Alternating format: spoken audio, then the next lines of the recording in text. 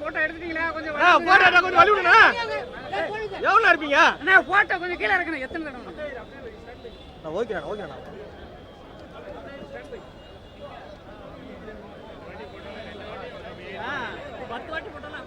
மேலே போகிறேன் கை போகிறேன். மேலே மேலே போகிறேன்.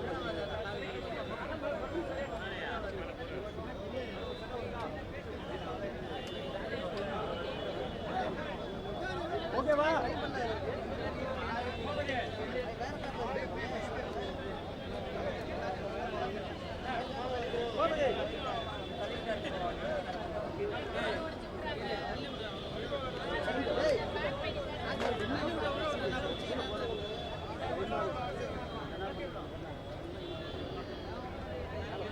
மேலே மேலே போடுங்க.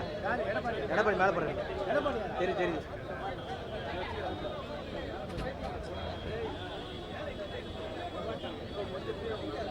போட பாருண்ணா.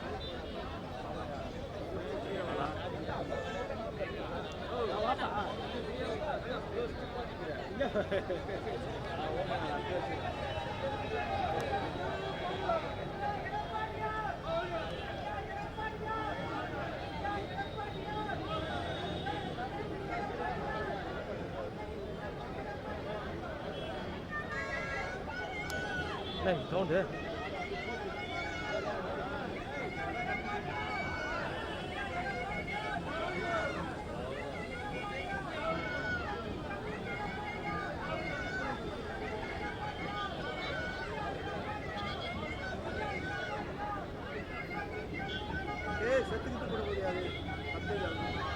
ஆடியோ ஜென்ரல் இருக்குண்ணா.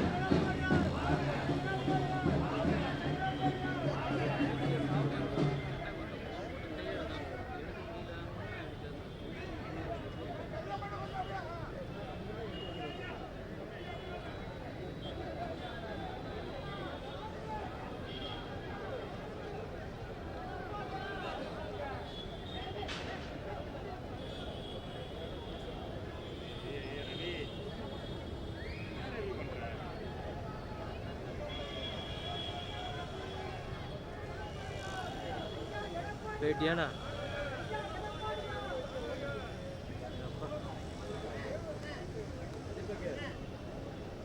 பேட்டி நினைக்கிறேன்.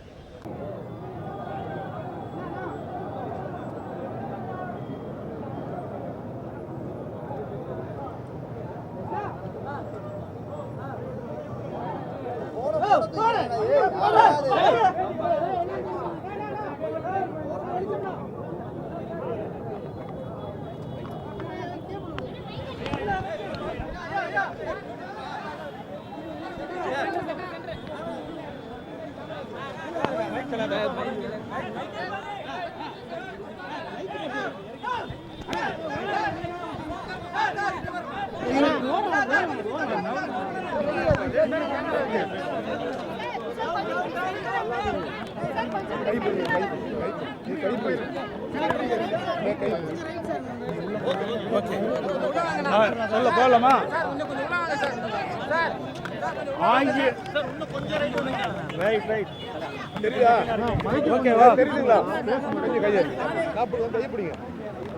ஆங்கிலேயரை எதிர்த்து தாய் நாட்டிற்கு சுதந்திரம் பெறுவதற்காக இறுதி வரை போராடிய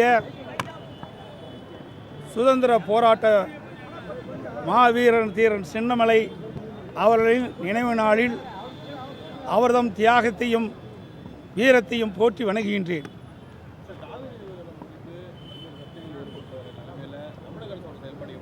நான் பல முறை அறிக்கை விட்டுட்டேன். உங்கள் தொலைக்காட்சியிலையும் ஊடகத்திலையும் பத்திரிகையிலையும் வெளிவந்திருக்குது. ஆனால் இந்த அரசாங்கம் காவிரி நதிநீர் பிரச்சனை பெறுவதற்கு என்ன நடவடிக்கை எடுக்க என்று எதுவுமே தெரியல.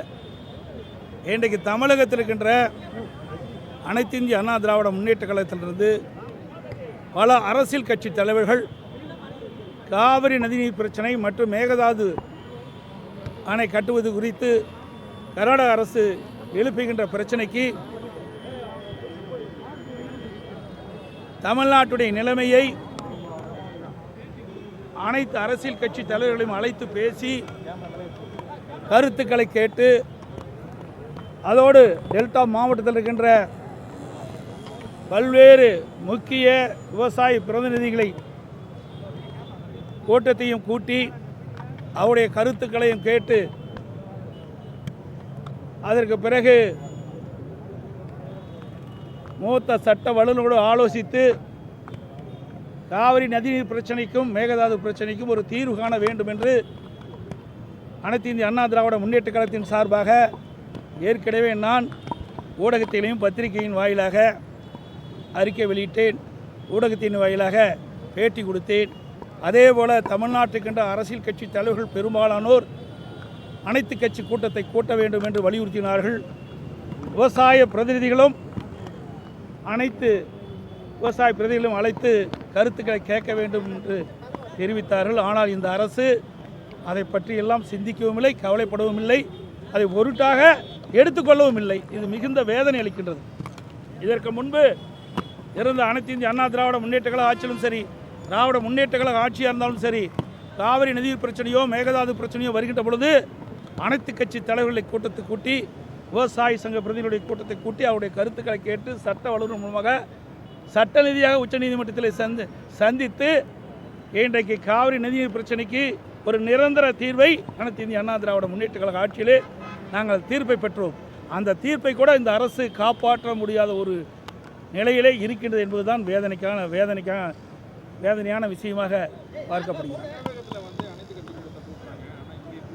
ஆமாம், அங்கே இருக்கிற அரசாங்கம் அரசியல் கட்சி தலைவர்களை மதிக்கின்றது, அங்கே இருக்கின்ற விவசாயிகளை மதிக்கின்றது. இங்கே இருக்கின்ற அரசாங்கம் செயல்படுவதா என்று கேள்விக்குறியாக இருக்கின்றது. ஏன்னா இந்த அரசாங்கத்துக்கு எந்த அனுபவமே கிடையாது. கட்சி ஆரம்பிக்கப்பட்டு கிட்டத்தட்ட 2.25 வருஷம் தான் ஆகுது. காவிரி நதிநீர் பிரச்சனை முழுமையாக எதுவுமே தெரியாது. இன்றைக்கு அனைத்து இந்திய அண்ணா திராவிட முன்னேற்ற கழக ஆட்சியிலும் சரி, அல்லது திராவிட முன்னேற்ற கழக ஆட்சியிலும் சரி, இந்த காவிரி நதிநீர் பிரச்சனைக்கு எவ்வளோ போராட்டம் நடைபெற்றிருக்கின்றது நாட்டு மக்களுக்கு தெரியும். அதோட பல அரசியல் கட்சி தலைவர்களும் காவிரி நதிநீரை பெறுவதற்கும் மேகதாது அணையை கட்டக்கூடாது என்று எதிர்ப்பு குரல் தொடர்ந்து பல ஆண்டுகளாக இன்றைக்கு நாம் போராடி வருகின்றோம். அதையெல்லாம் வரலாறு தெரியாத ஒரு ஆட்சி தான் இந்த ஆட்சி. அப்படின்னு நீங்கள் சொல்லுவது நிஜம்தான். கூட்டப்படும். இப்போ ஏற்கனவே அனைத்து மாவட்ட அமைப்பு நீதியாக உள்ள அனைத்து மாவட்ட நிர்வாகிகளும் அழைத்து அதிலே தலைமை கலைஞர்கள் தான் வந்திருக்கிறாங்க. பொதுக்குழு உறுப்பினர்கள் கலந்துக்கிட்டாங்க. எல்லாமே அவருடைய கருத்துக்களை எல்லாம் கேட்டுக்கிறோம். சட்டமன்ற கூட்டத்தொடர் முடிந்தவுடன் ஒவ்வொரு முதலிலே செயற்குழு கூட்டப்படும், பிறகு பொதுக்குழு கூட்டப்படும். நான் ஏற்கனவே சொல்லிட்டேன், இந்த அரசு கையிலாகாத அரசு. நமக்கு கிடைக்க வேண்டிய வாய்ப்பு இழந்துட்டோம். ஒரு நல்ல உயர்தர மருத்துவ சிகிச்சை கிடைக்கக்கூடிய தமிழகத்திற்கு அந்த வாய்ப்பு நழுவி போய்விட்டது இந்த ஆட்சியால். அனைத்து ஊடகங்களுக்கு நன்றி.